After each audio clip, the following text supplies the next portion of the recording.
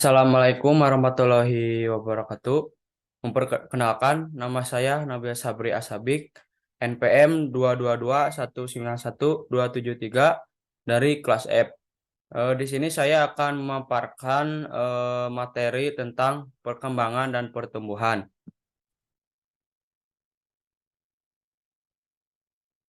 Pengertian perkembangan. Perkembangan adalah serangkaian perubahan progresif yang terjadi sebagai akibat dari proses kematangan dan pengalaman. Yang selanjutnya, apa sih perbedaan perkembangan dan pertumbuhan? Eh, Perkembangan ada 5, yaitu tidak dapat diukur atau kualitatif. Yang kedua, berlangsung semasa hidup. Yang ketiga, tidak terbatas. Yang keempat, memiliki sifat fungsional. Yang kelima, adanya perubahan kemampuan dan karakter. Yang kedua, pertumbuhan. Satu, dapat diukur atau bersifat kuantitatif. Dua, dapat berhenti pada usia tertentu. Yang ketiga, akan berhenti di batas tertentu. Yang kelima, mempunyai sifat struktural. Yang kelima, adanya perubahan fisik. Nah, ada juga faktor-faktor perkembangan dan pertumbuhan, yaitu nutrisi. Nutrisi adalah substansi organik yang dibutuhkan organisme untuk fungsi normal dari sistem tubuh, pertumbuhan, dan pemeliharaan kesehatan. Ada juga kekurangan dan kelemahan nutrisi, yaitu seseorang yang kekurangan nutrisi biasanya ditandai dengan kondisi tubuh yang kurus, terlihat lemah, serta kesehatan tubuh yang kurang akibat asupan gizi yang rendah. Sebaliknya, seseorang yang kelebihan gizi biasanya mengalami berat badan yang berlebihan hingga mengalami obesitas.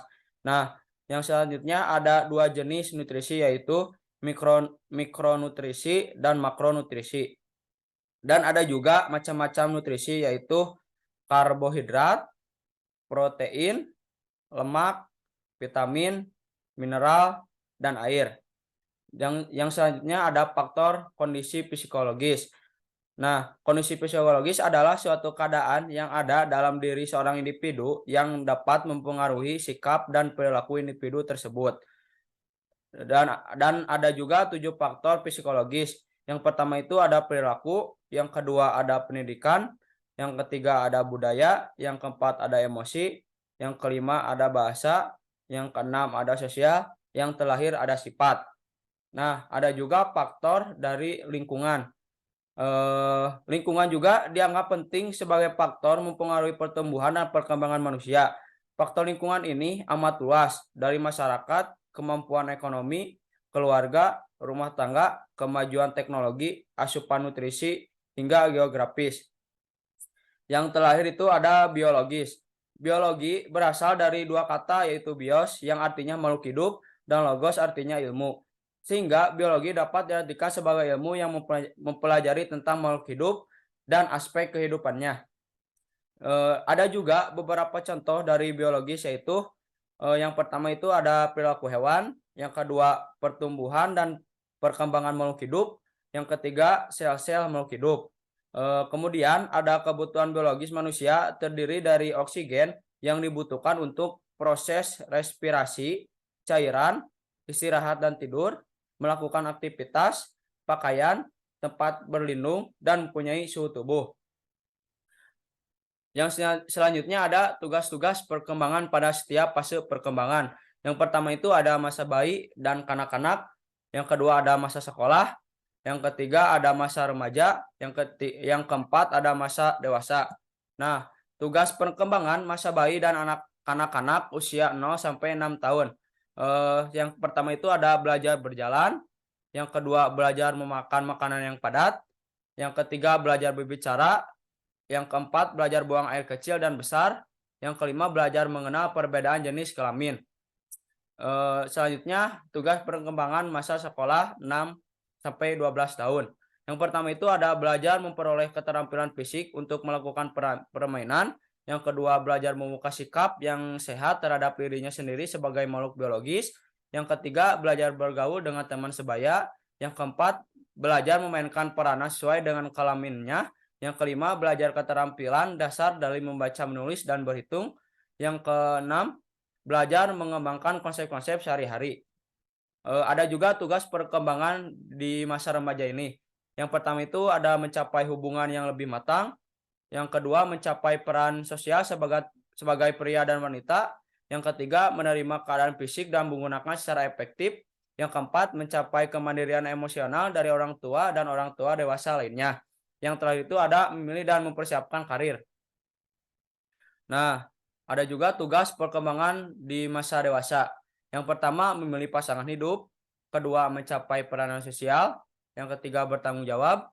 Keempat, mencapai kemandirian emosional. Yang kelima, belajar membangun kehidupan rumah tangga dengan sepasangan hidup.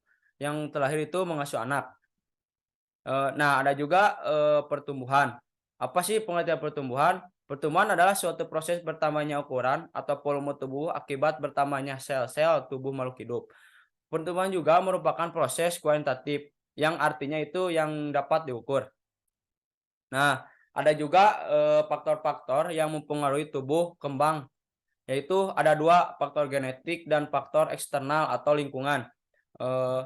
Faktor genetik. Genetik adalah cabang biologi yang mempelajari mewarisan sifat gen pada organisme maupun suborganisme. Ada juga contoh dari faktor genetik. Gen adalah materi genetik yang terdiri atas sepenggal DNA yang menentukan sifat individu. Organisme adalah setiap entitas individual yang mampu menjalankan fungsi-fungsi kehidupan. Semua organisme memiliki sel. Yang selanjutnya ada faktor eksternal atau lingkungan. Lingkungan eksternal adalah faktor-faktor yang berada di luar jangkauan perusahaan yang dapat menimbulkan suatu peluang dan ancaman. Contoh faktor eksternal atau lingkungan. Yang pertama itu ada organisasi bersaing. Yang kedua, pemasok komunitas lokal. Yang ketiga, konsumer. Yang keempat, ada NGO. Apa sih NGO? NGO itu yang singkatan dari non-governmental organization atau NGO adalah organisasi nirlaba yang memiliki kepentingan sosial dan lingkungan. Nah, yang selanjutnya ada eksternal. Faktor eksternal adalah faktor yang berasal dari luar si pelajar. Hal ini dapat berupa sarana prasarana situasi lingkungan, baik itu lingkungan keluarga, sekolah maupun lingkungan masyarakat. Nah, dari faktor eksternal ini dibagi 5. Yaitu ada yang pertama ada keluarga, yang kedua teman sebaya, yang ketiga ada pengalaman hidup, yang keempat ada kesehatan, dan yang kelima ada lingkungan tempat tinggal. Nah, yang selanjutnya itu ada tahap-tahap tumbuh kembang manusia. Yang pertama itu ada neonatus, lahir 28 hari. Yang kedua itu ada bayi 1 bulan sampai 1 tahun. Yang ketiga ada toddler 1 sampai 3 tahun. Yang keempat ada prasekolah 3 sampai 6 tahun. Yang kelima ada usia sekolah 6 sampai 12 tahun. Yang keenam ada remaja 12 sampai 20 tahun. Yang ketujuh ada dewasa muda 20 sampai 40 tahun. Yang kedelapan ada dewasa tua. Nah, di sini saya akan menjelaskan dari tahap-tahap tumbuh kembang manusia. Yang pertama itu ada neonatus. Neonatus adalah sebutan bagi bayi yang baru lahir atau usianya 0 sampai 28 hari. Bayi usia kurang dari 1 bulan mempunyai tubuh yang sangat lemah dan rentan terkena penyakit. Yang selanjutnya ada bayi. Bayi merupakan manusia yang baru lahir sampai umur 1 tahun, namun tidak ada batasan yang pasti. Pada masa ini manusia sangat lucu dan mengemaskan, tapi juga rentan terhadap kematian. Yang selanjutnya ada toddler. Toddler merupakan anak yang berada antara rentang usia 12 sampai 36 bulan. Masa ini juga merupakan masa golden age atau masa keemasan untuk kecerdasan dan perkembangan pada anak. Yang selanjutnya ada prasekolah. Usia anak di bawah 6 tahun orang sering menyebutnya sebagai usia prasekolah karena pada usia tersebut anak belum sekolah secara formal, tetapi anak belajar dengan berbagai macam stimulasi atau rangsang dengan cara bermain. Maka biasanya disebut bermain sambil belajar dan belajar sambil bermain. Yang selanjutnya ada anak usia sekolah, yaitu golongan anak yang berusia antara 7 sampai 15 tahun. Sedangkan di Indonesia lazimnya anak yang berusia 6 sampai 12 tahun. Masa usia sekolah sering disebut sebagai masa intelektual. Selanjutnya ada remaja. Remaja adalah penduduk dalam rentang usia 10 sampai 19 tahun menurut Peraturan Kesehatan RI nomor 25 tahun 2014. Remaja adalah penduduk dalam rentang usia 10 sampai 18 tahun dan menurut Badan Kependudukan dan Keluarga Berencana BKKBN tentang usia remaja adalah 10 sampai 24 tahun dan belum menikah. Yang selanjutnya ada masa dewasa awal.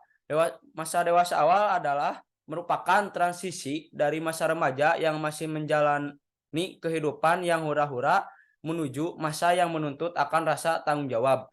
Perkembangan masa dewasa awal ini dimulai saat seseorang menginjak pada umur 19 tahun sampai 25 tahun.